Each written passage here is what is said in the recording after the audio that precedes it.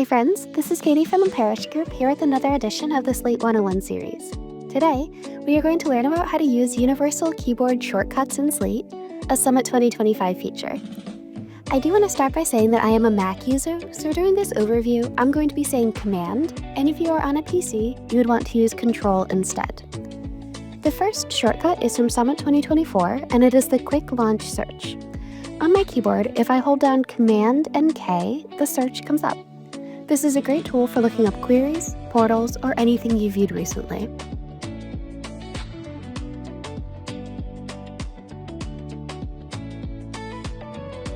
Moving to Deliver, we can see the next couple of new shortcuts. Command Option N on my computer, or Control Alternate N on a desktop computer, launches a new creation on pages with a new button. I'm in Deliver now, but this will also work in places like events and portals. If the page that you're on has an edit button, usually found in the upper right corner, you can use Command E to open that, and you can also use Command S to save and close. The Command S is probably my favorite because it works everywhere there's a save button.